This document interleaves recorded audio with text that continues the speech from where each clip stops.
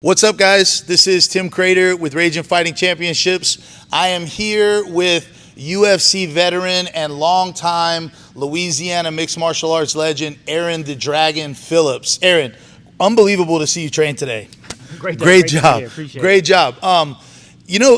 Honestly, I'm not going to say I thought you were done. I wouldn't say that. I don't think, I never retired, just in case. You kind of never retired, but I remember when you called me on the phone and said, you might want to do this. And I remember my first question was, did you ask your wife? That was my first question. And you were like, yeah, I got cleared and I'm ready to go. And I'll be honest, it was kind of a surprise for me. What brought about your desire to kind of get back in there and compete for Lafayette? So regarding my wife, we had a pact that I was retiring 7 years ago. So we kind of reneged on that a little bit. Shout out to my wife, but she's been along the way the whole time, and for the last couple years we've been catching up on family time. As we all know, MMA and fighting is a very selfish game, as it has to be, because our health and well-being is on the line. And so I had a bunch of IOUs to catch up with my wife and with my kiddos, make those memories. And but I never stopped training, so I was still in the mix with the gunslingers, here and at head kicks, everybody cornering. The itch was always there, but I just didn't know the opportunity had to be right. Obviously, the UFC door had kind of closed on me there, and I'm honored to, the Ragin FC is that opportunity. It got me excited. I've had other things come up to me, but nothing was enough to make it make sense for my wife and me to go do that. And this is the one. So I'm super excited to be here. Well, I'm so excited. I always loved watching you fight. You're such a different style than me. Obviously we're both strikers. I'm not great at it. Aaron's really good at it. I get hit a lot. Aaron gets hit less. But I do hit hard. But in any case, I love watching Aaron fight. I always have. And I think one misunderstood aspect of your game is, man, you're really good on the ground. But a lot of people watch your fights and it's all stand-up. But in recent years, you've been going out to train with the Danaher group and Gary Tonin a lot and going out there and work with those guys. Obviously, you're not going out there and work on Muay Thai with those guys. Maybe you're helping teach it, but you understand what I'm saying. And watching you train, man, you're a problem everywhere. What kind of started that? I'm sure you guys met somewhere, but what kind of started that relationship with Gary and the crew at the Danaher Death Squad, and you kind of go and help them, and what's the story behind that? Being in the UFC and helping my buddy Danger at some fights. Gary was cornering some folks, and we kind of met once in Korea. We met in Abu Dhabi. So we had kind of seen each other in the back. I trained in New York a couple times, and through my travels for my last camp, I kind of just went through Austin.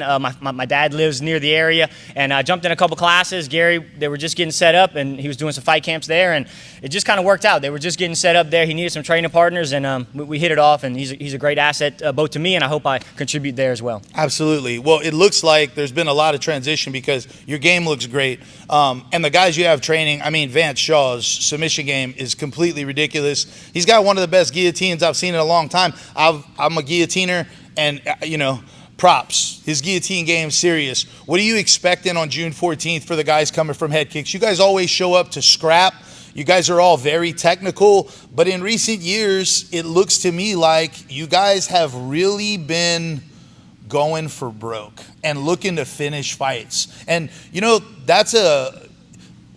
that's usually a develop of the leadership. Where does that come from, and what can we expect on June 14th? Well, with Carly being in the UFC, it's really pushed me to level up my game, and not being done, having the door always open for me made me grow and learn, and you have to keep growing in this game. You got to run twice as fast in this game to stay in the same place. So I am running, I'm searching, I'm always a student, happy from where we came from, but always doors open. Vance lives in Austin now. It would be, it's just incredible to have that tool to be able to go by, hang out with my buddy Vance, train with those guys, Gary and John, and Vance he's a killer. Yeah, he's going to come out there and get it.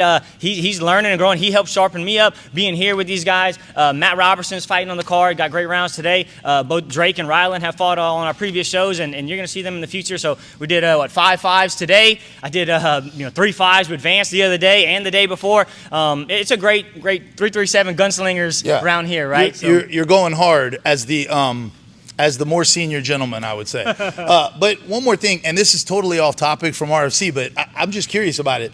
and I've talked to some other guys about it.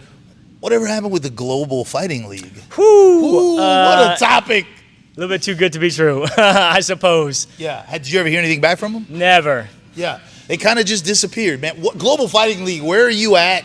What happened? We wanted to see all these dudes fight, you know, Alan Belcher versus, I mean, whoever.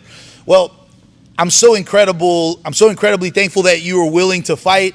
A lot of people don't know, or you're kind of knowing as the videos. I really looked at the Louisiana MMA community and I tried to select dads. It's June 14th. It's Father's Day weekend. I don't think your kids have ever seen you fight at that level. Well, maybe they've seen you fight when you were the UFC, but they were really little. Yeah. Jose was with me in Kansas City. He came with me to with Uncle Danger's fight in Kansas City as well. Met Dana White? Yep.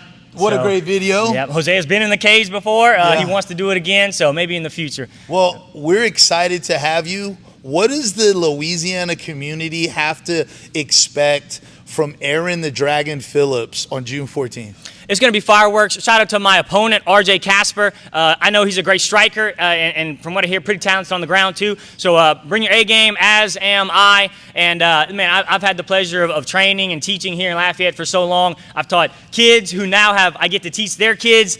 This show is going to be not only great fights, I'm happy to be a part of it, great production. You're going to see just the production side is going to be never incredible. Been done in Louisiana before. So biggest and baddest. It's going to be family friendly. I would love to see my former students and their kids at the event. We'll take pictures as we always do on Father's Day weekend. Hosea, Esther, I love y'all. Charity, thanks so much for letting me do this, and I'll see y'all there June 14th. June 14th, Cajundome, RaginFC.com for tickets. Come watch the legend, Aaron the Dragon Phillips. Bang it out again. We hope to see you there.